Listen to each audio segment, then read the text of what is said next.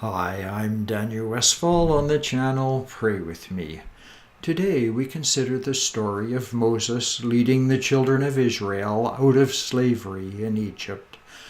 Moses started by asking Pharaoh, the king of Egypt, to let the people go. But Pharaoh wasn't about to release his slave labor force. That's like asking Walmart to dismiss its clerks and shelf stockers and run the store with just the management. Not going to happen. So Moses had a wee contest with Pharaoh in which Moses called down plagues on Egypt to convince Pharaoh to free the Israelite slaves. Pharaoh wasn't impressed with the first two plagues because his magicians could do something similar. But Pharaoh found the plagues annoying, so he asked Moses to pray to the Lord to get rid of them. After plague number 2, Pharaoh said, "Pray to the Lord to take away the frogs, and I will let your people go." After the plague of flies, he said, "I will let you go to offer sacrifices to the Lord your God in the wilderness. Now pray for me." After the plague of thunderstorms with lightning and hail, Pharaoh said, "Pray to the Lord, for we have had enough." After plague number 8, the locusts, he said, "Forgive my sin once more and pray for me." I like his prayer after the locusts.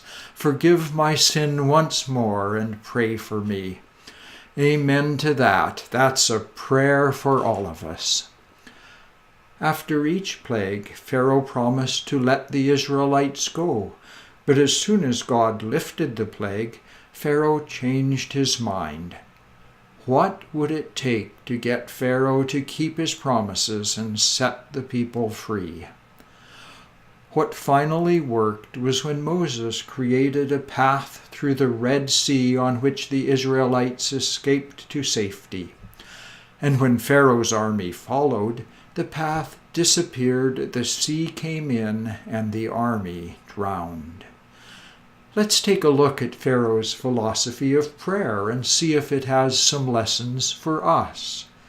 Here's how the Pharaoh philosophy of prayer operates. God tells you to do something. You decide you don't want to do it. God makes your life difficult, and you ask someone to pray for you. And amazingly, the prayer works. Your life becomes easier. Your troubles go away.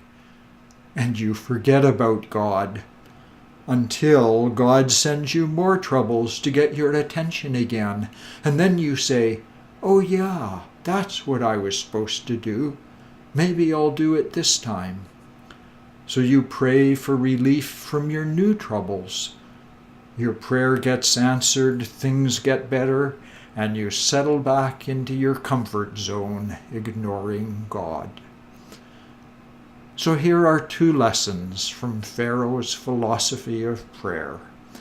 First, be sure to pray when your life is falling apart. That's what prayer is for. But remember to keep your promises when times are good.